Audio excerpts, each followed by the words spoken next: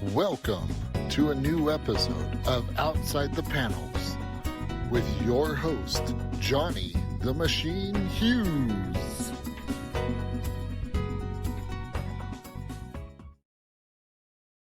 Welcome everyone to an episode of Outside the Panels. And one of the things I love about doing this show is that we do not focus on one particular age range or genre. We get to look across the whole galaxy of comic books. All right. First up then to talk about their book is Partners in Life, Partners in Crime, Partners in Comic Books. It's Ben Crane and Mimi Alves. Hi. Hey guys, Hello. how you doing? How things? Things are great. Thanks so much for having us. You Yes. are both more than welcome. Excellent. So let's start at the top and work our way down. Your book, Comic Cadets. Whose idea was it? Who's going to take the blame? I mean, plaudits. I mean, mostly Ben, but we did Oh, talk no, about it no, together. no. Ben meet Bus. Bus meet Ben. There you go. All right, Ben, start us off. Tell us about how this book came into fruition. Anything good is Mimi's. Anything bad, I will take the blame for. Fair enough. Um, Good to know. So, Cosmic Cadets started because we both love all ages stories, comics, TV shows, movies, sort of anything all ages. In my own personal media consumption, that's what I lean towards more often than not. Excuse me. And we knew we wanted to make a book together, and we'd been having a series of conversations about what sort of story we wanted to tell. And telling an all-ages story just seemed like such an obvious choice for us because it's what we love. Yeah, go for it. Yeah. And so then the question was, what story within this incredibly huge umbrella of all ages stories? And our starting point was, what book do we wish someone had been able to give us when we were in middle school? Wow, man, that's a great question. Question. What do I wish someone had told me when I was 11 years old that would have really made my life better? That's a really great question. I would say something like, money doesn't grow on trees. Yep. Don't eat yellow snow. Also good advice. Hopefully you learned it before you were 12. But, we all learn at different rates. That's fine. And so we started there, and there's so many fantastic all ages stories out there, especially right now. We're in a real renaissance of the genre. And there are all of these incredibly lovely books about self-discovery and about bravery and about friendship and the importance of doing what you believe is right, even when it's really difficult, and how valuable friendship and bravery and making the difficult decisions can be. And I think those are really, really wonderful things to be telling children or adults. I know that I still need to be told that occasionally. Mimi said not saying a word there, I noticed. Not contradicting you at all, backing you up on that one.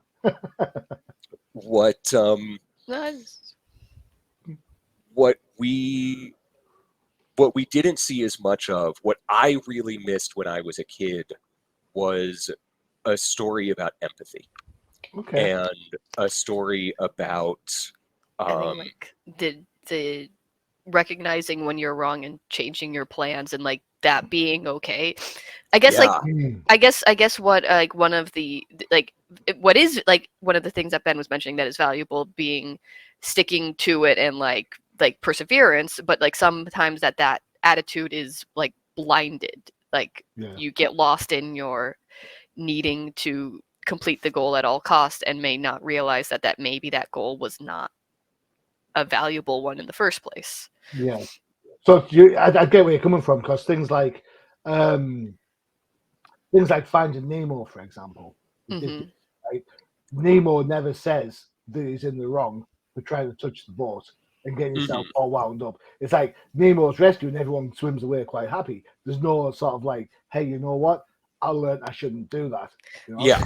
Same with Lion King with young Simba.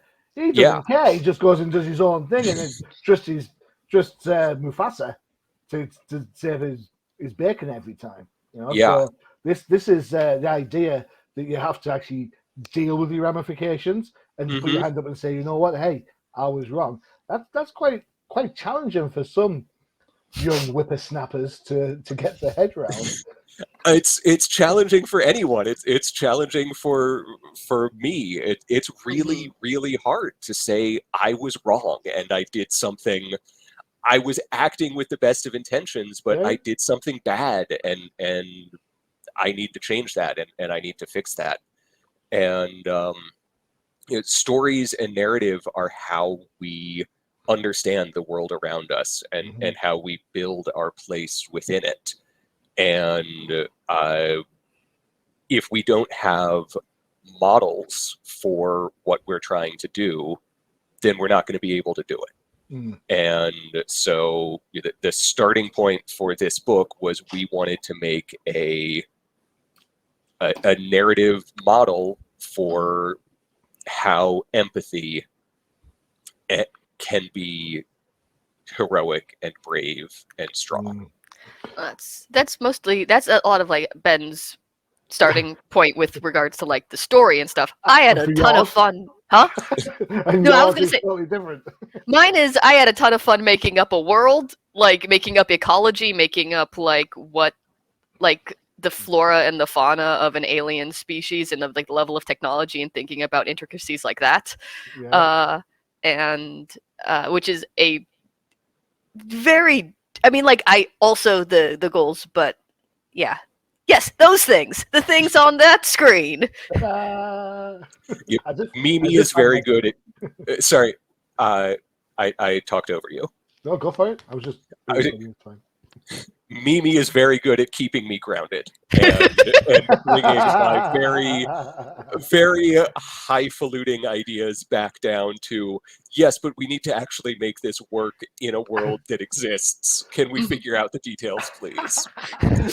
So the writer goes off in a flight of fancy. It means like, Yes. you don't understand. I've got to draw the damn thing. Yes. That is exactly it.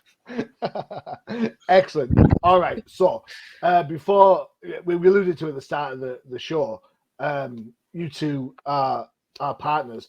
What on earth made you want to be together and then work together, for Christ's sakes? I mean, what's that all about? How much glutton for punishment can two people be? Mimi, we'll start with you first on that one. Wait, with regards to like why did we start working together? Yeah. Just kind of as an offshoot, yeah. Well, I mean, like Ben's always been a writer and I've always been working in the arts and have done comics before. And it was just like eventually is like,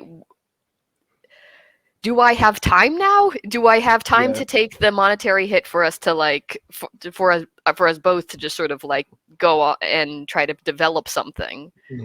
And I mean, yeah, I guess it took us like we've been together for like what 8 years before we started with At least that, yeah, yeah. before we tried to create something together. But cool. yeah, I mean, Mimi's my favorite person in the world. And Oh, I was saying. I mean, like, why else would you not marry their favorite person in the world? That just sort of seems like what you would. Yeah. Dan Marino's my favorite person in the world. He never returns my call. Never mind. that's my sappy answer. My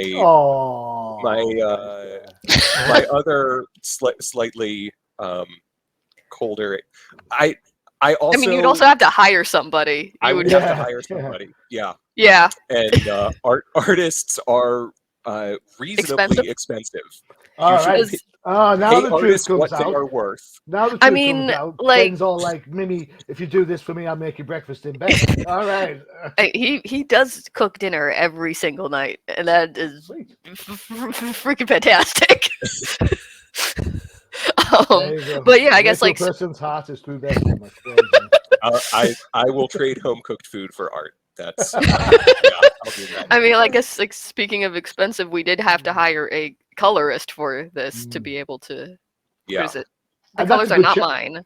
I was going to say that's a good shout because I think because you're going for alien fauna, alien planet, there is a choice to go black and white. But I think you lose some of the impact if you went black and white. You'd need those colors to show how different this world is. Especially for all ages.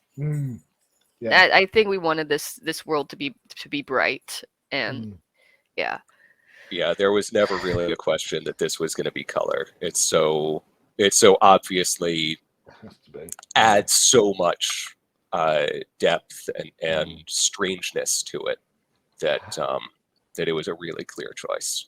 So when I was looking through the book earlier, a couple of things kind of popped up under my head.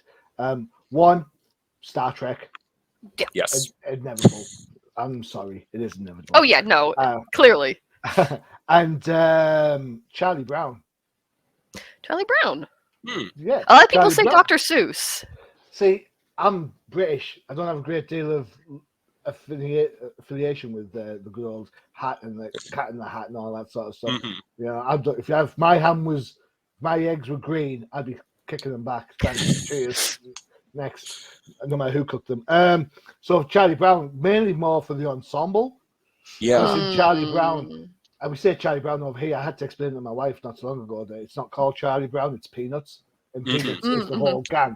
Over here in the UK, it's like Charlie Brown and that's it. But that ensemble element came in through the book a lot. And I thought, that's an interesting mix. Star Trek, who's the Trekkie then? I that's more me than Mimi. A bit. My art influences, like, I mean, I knew, how do you not know of Star Trek? Well, some people are Star Wars fans, so that's how they don't know. I mean, like, also, he's also, like, move your head, Ben. You can see the Star Wars. Behind me is my 3 shelves of Star Wars ships. He said ships, everybody, don't worry, it wasn't a bad word. But yeah, I have really, really fond memories of watching Star Trek Voyager with my mom when I was growing up. Why are you doing this to me? I had fun memories of watching Star Trek Voyager growing up. I'm Captain Kirk when I was growing up. Look at me, man.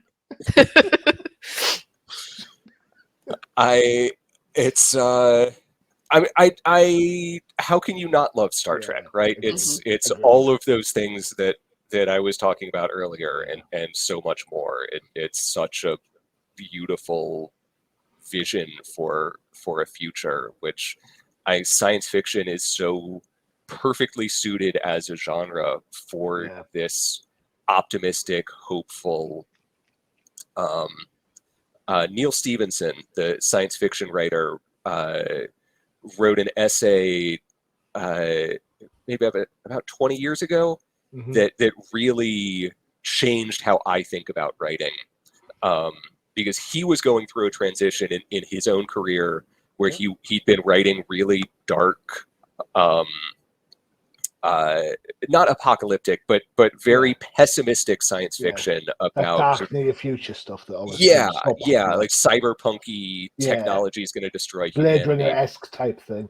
Yeah, exactly. And he decided that he didn't want to bring more darkness into the world, Interesting. and that he wanted to go back to the science fiction of his youth, and this very optimistic. If you look at the huge explosion in space exploration that happened from the 60s through the 90s, there's a direct line from the science fiction of the 30s to that huge interest in space. And so he was talking about his desire to build a new interest in the future through optimistic science fiction. Cool. And I just think that's such a beautiful sentiment. Yeah, and I've tried to bring it into my own writing. So I've got a quick question then. Mimi, does this mean, Yes. because there are Star Trek influences in this, does that mean that Ben made you sit and watch shed loads of Star Trek for you to get the point? I mean, no, I mean, like, we had an ex-roommate who would watch Star Trek all of the time, and just by, like, osmosis living in that house, I had absorbed just... But, like, also, like, I've seen Star Wars, I like Battlestar Galactica, like, Which version? Which you can't say the more recent one. Did you see my eyes roll there? I did see your eyes roll there. Good. My mother thinks that the original Galactica is better than Star Wars. What can I say? I haven't seen the original, so I can't speak to that. Oh, it's cheese on toast. It is cheese on toast. It's brilliant. That is a brilliantly cheese on toast. Fantastic.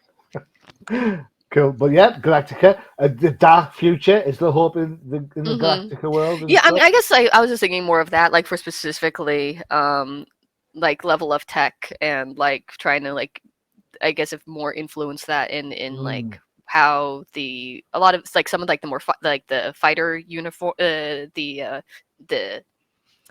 fighter pilot the uniform. The fighter, thank you. Yeah, the fighter pilot uniforms, how, like, the ships work. I was trying to think something a little bit more grounded than a little bit like one tech level below Star Trek, and that's where I ended up. All right, cool. So that whole sort of like lived-in universe that Star Wars it kind of promotes a lot, isn't it? Really? Yeah. That's good. I'm intrigued to show some of the art. I'm just trying to make sure that we get. There we go. You guys have been absolutely super cool. You sent me over like a 7-page preview, and I don't think the preview, no disrespect, shows Mimi's work at its best. So am I okay going past the 7 pages? I'd be fine with that. Yeah. Go ahead. Because I just want to make sure credit where credit is due and all that. Of course, I want people to buy the book, so we're not going to go too far. No spoilers here. Boom. So there we go. So straight away we're in with the cover. Where can I start? I'm going to probably go see if I can find it there. So this is kind of after the event. They're going backwards to save the planet. There, here we go. I like this one. Why is it Gremlins? That's all I'm saying. Gremlins. Where was it? There we are. Okay, so this is the type of alien fauna that we're used to seeing on certain programs, Star Trek, and it's there, different colors and everything. I've got to say, the art style, it's a middle grade book. So when it came to art, Mimi, did you have to kind of curtail your natural choices, or is this your natural art style that you kind of your default setting, as it were? I would say this is pretty close to my default. I can make it I definitely leaned a little bit more towards like the cartoony than my sort of like base, but like it's not too far off. No, it works so well when you think about how many you mentioned already, the plethora of kind of middle grade books that are out there. It fits that niche brilliantly. The characters are very animated faces wise. They've got got grins on their faces, eyes closed. You can see the emotions that are going through the characters. Ben doesn't need to do the whole show and tell bit. You know, some writers do. Mimi's expressions are just extraordinary, and they made writing this book so easy because I could put the most absurd thing in the script that I could think of. There's so many pages in the script where I wrote something and I had absolutely no, you didn't. no idea how someone could possibly draw this and make it read on a page, and they just every time blew away my expectations.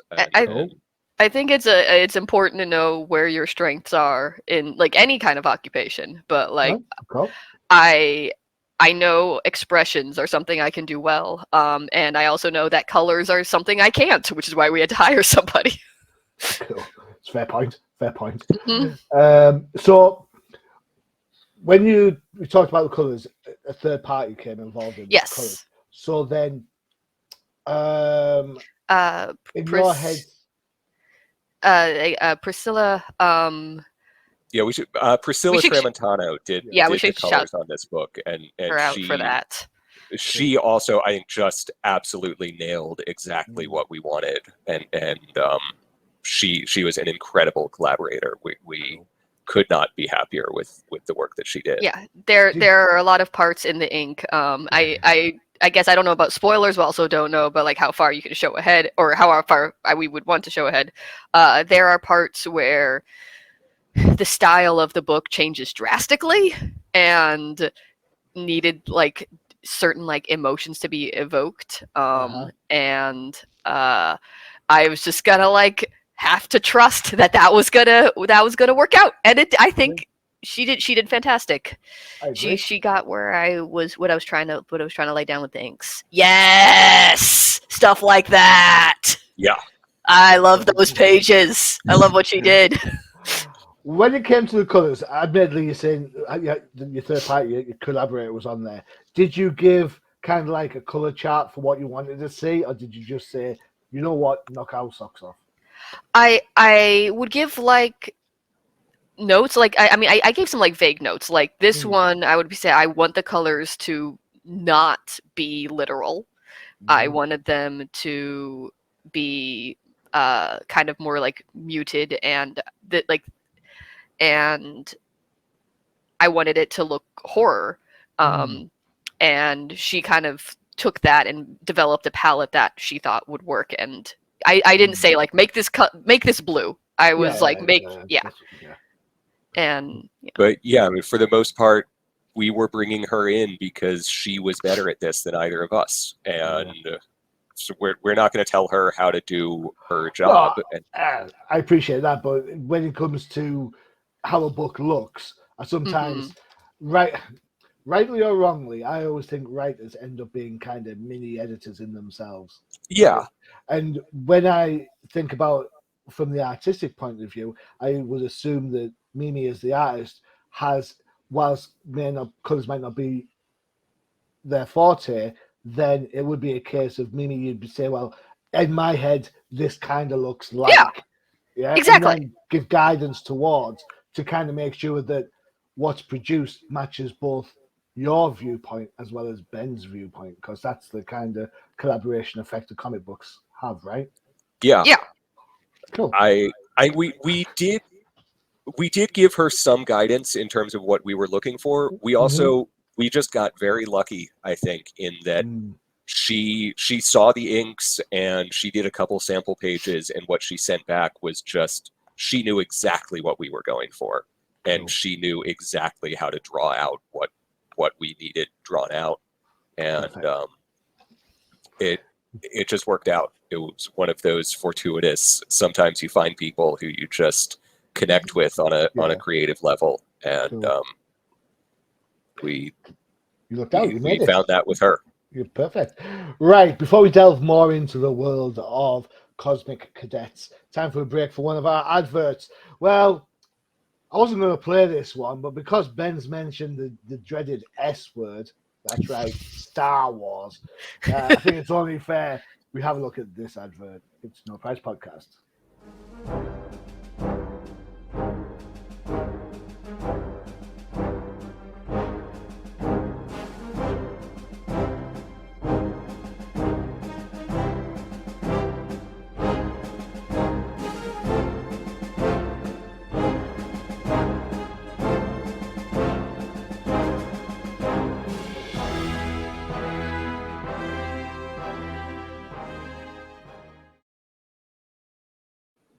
That's right, the No Prize podcast for everything that is Marvel Comics, including the MCU and Disney Plus, which is pretty much where you're going to find all your Star Wars stuff, right?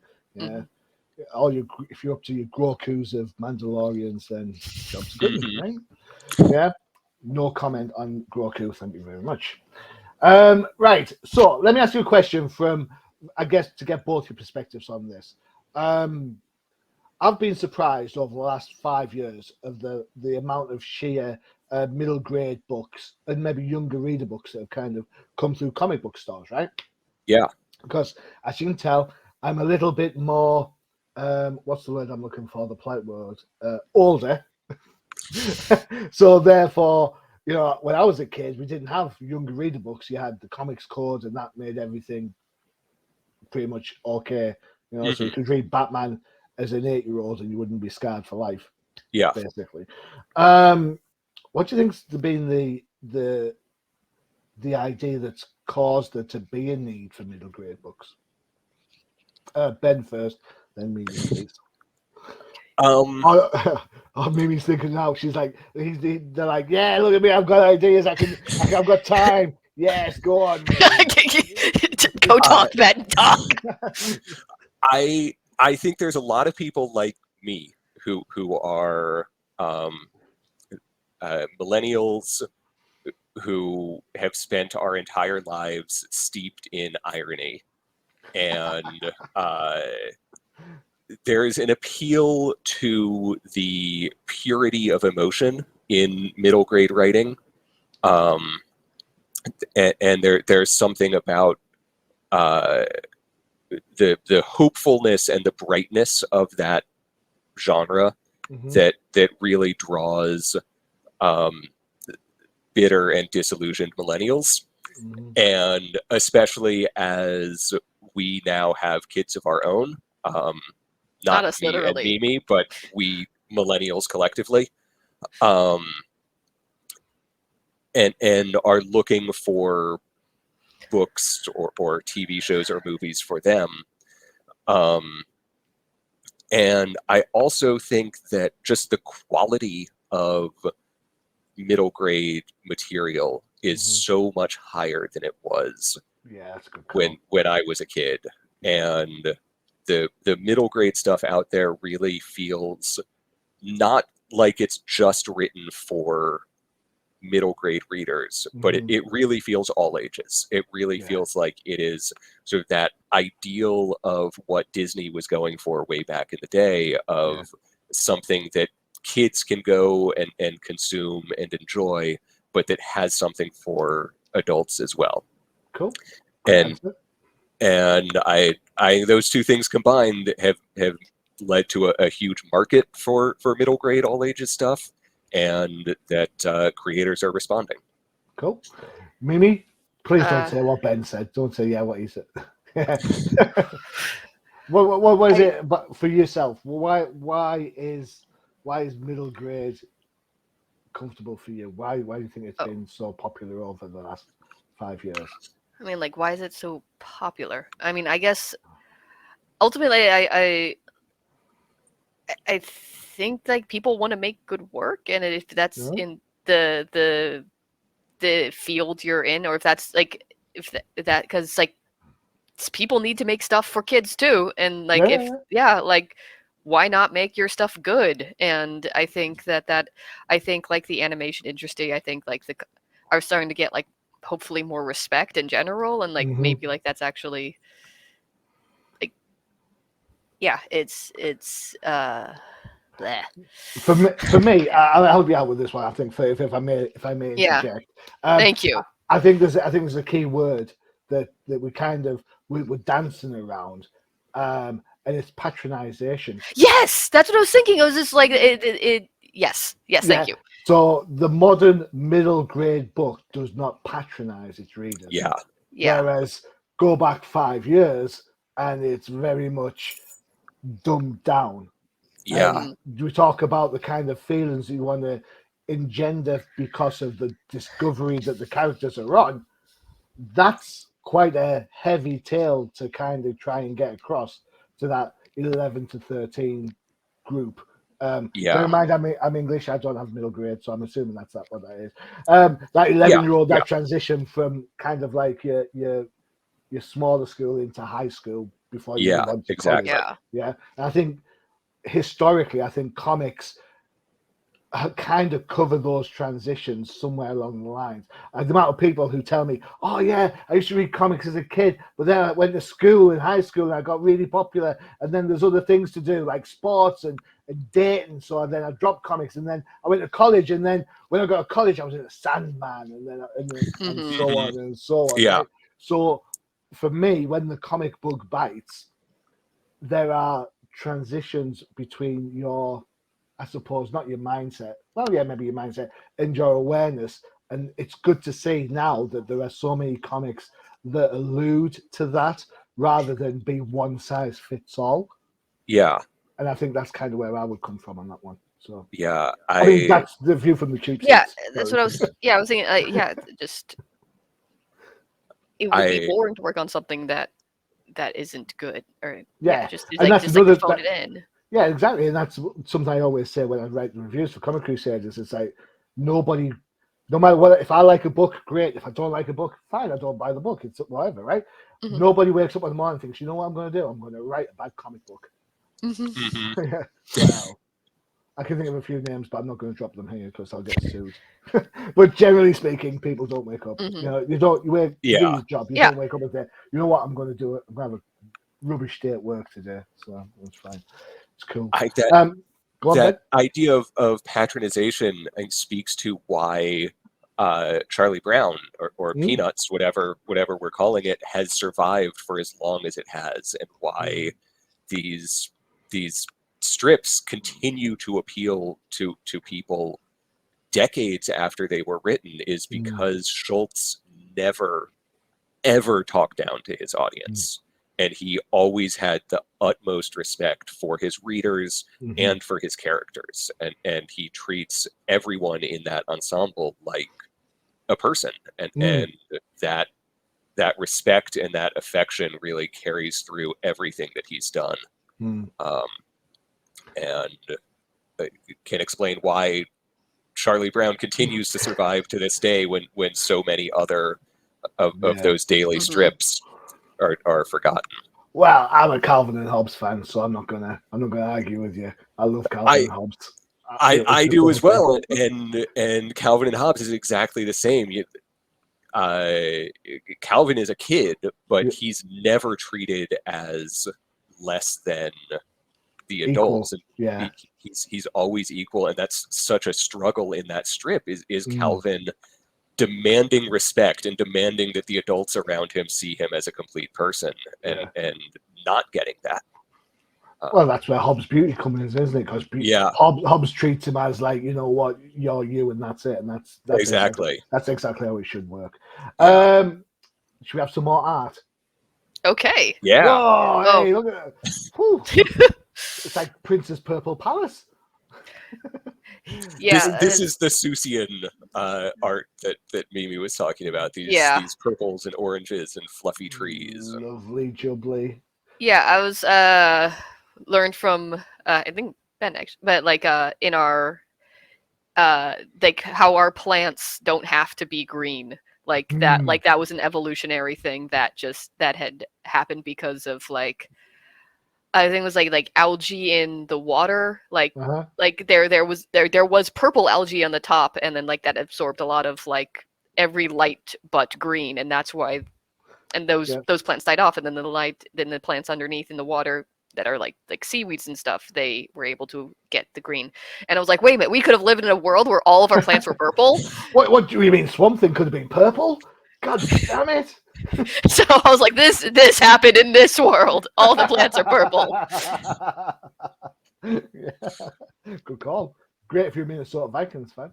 You know, I just the art style lends itself maybe to some slapstick. Was that intentional?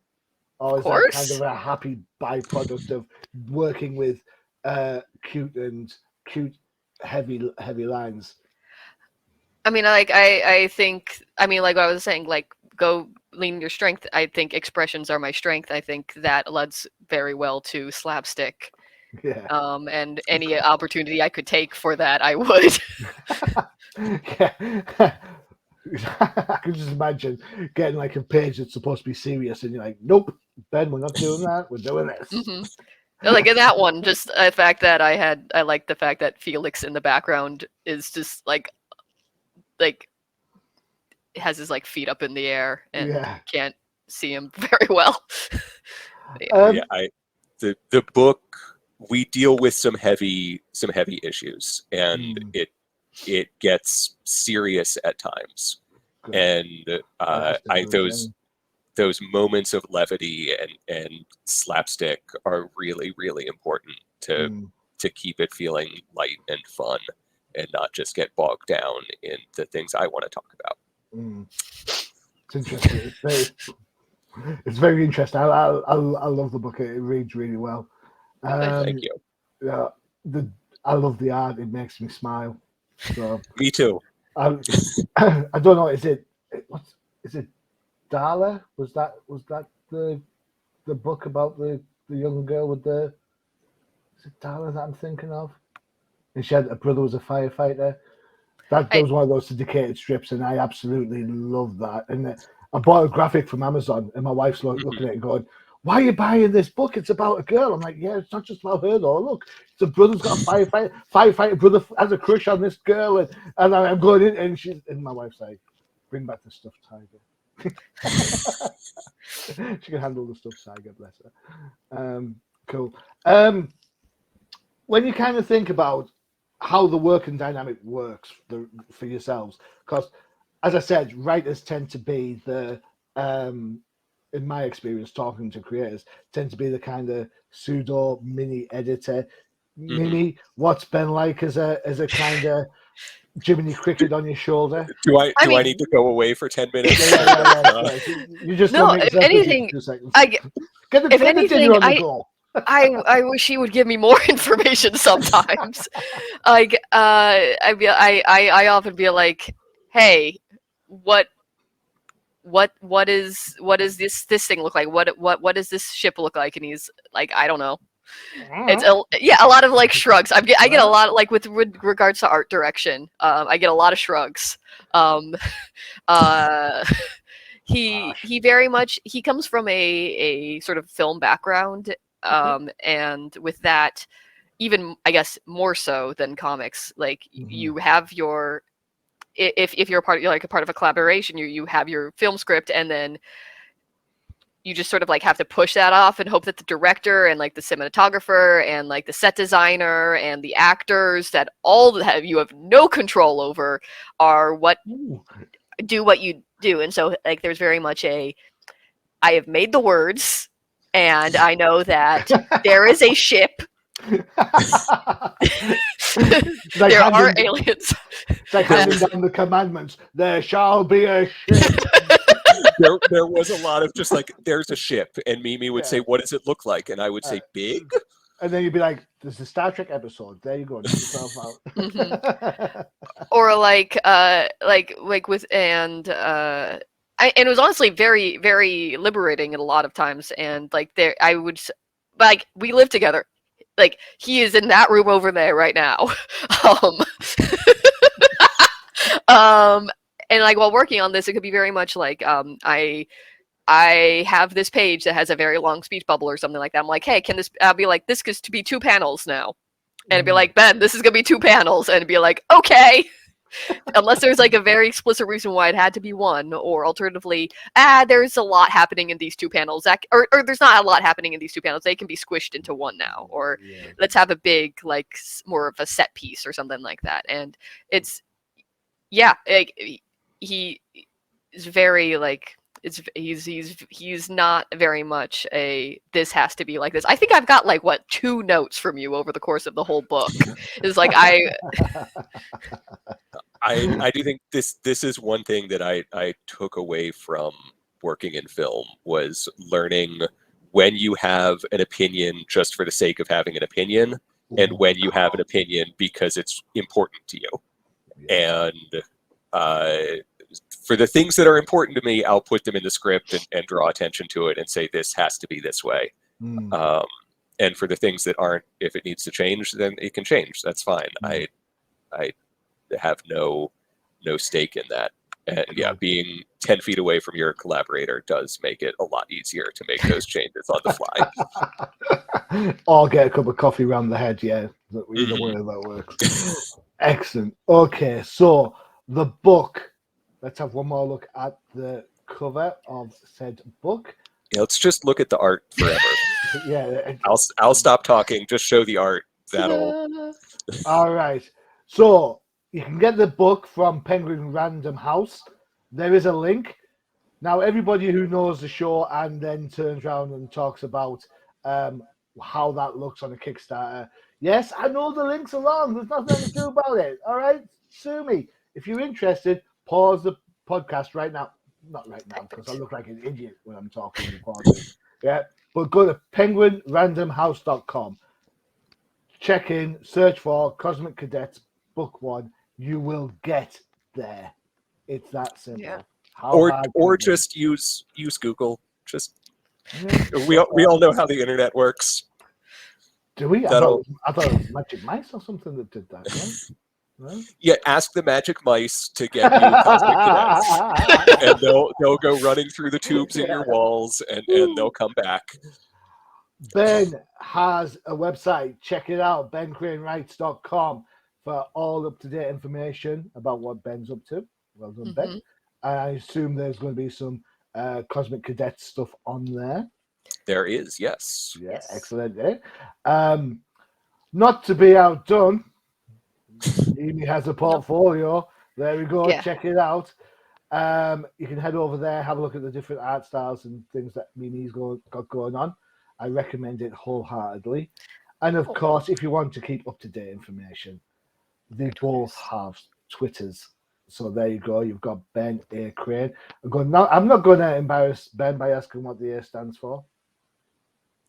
Alan. You had to think about it. I use it so often. It's just an A. Just an A. Oh, okay. And then you've got Mimi's Twitter there as well. Feel free to add them both to follow them for any new updates regarding their work, not just this book. But I'm sure this book will be such a success that you'll be working together on many more books. Well, fingers crossed. Excellent. Guys, elevator pitch time. All right. You get 30 seconds each. All right. Try not to overlap. I picked on Ben first this time, so Mimi, I'm sorry, it's your turn first this time. 30-second pitch. Why should I pick up this book for my kids? There you go. Okay, we're gonna have to cut time as I think. Do we need the full time? 30 seconds. Why should you buy this book? It's a blast. It is a fun, just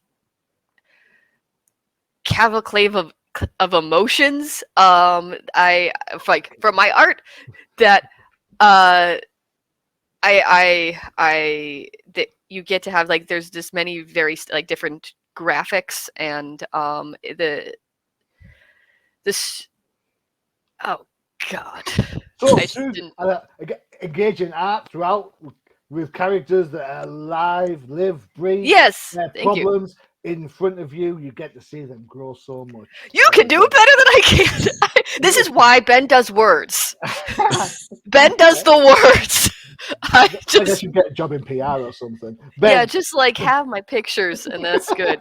Yeah, that's the best elevator pitch for the book. I think is just look at Mimi's art and it's the story is fantastic. I love like all the characters. I love the why, like the how each person I can see. You're talking about like in the ensembleness of Peanuts, like with each character that Ben makes, I can just see aspects of like myself or like parts of like who I want to be, like which site I can relate to and be like, yes, I understand both the absolute like warrior wart crazy like panicky one who's like, we are in danger, we should focus on that, to the one that just goes running off and hugs random aliens, to one who has like just like the intense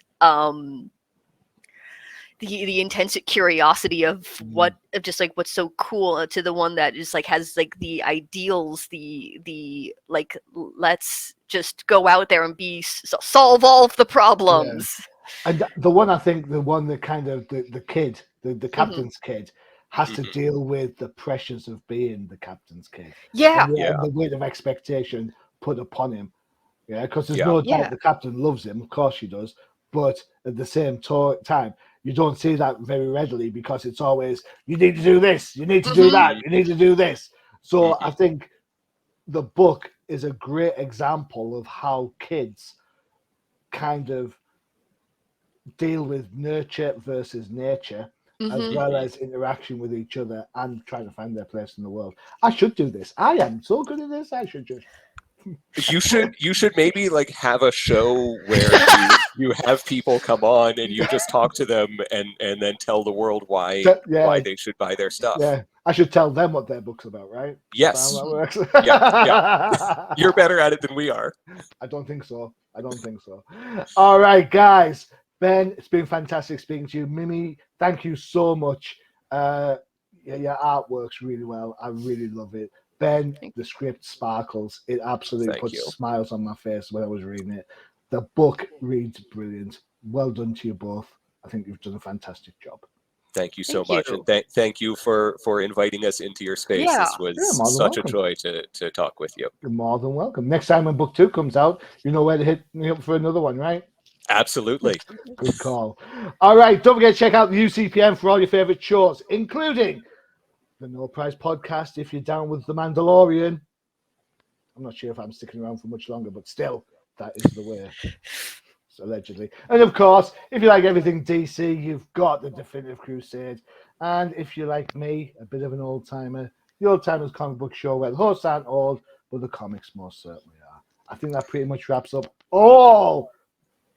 some of the shows that we do. Ben, thank you so much. Mimi, thank you so much. Thank you. It's been lovely. Thank you. I've been your host, Johnny Machine Hughes, and as always, adios.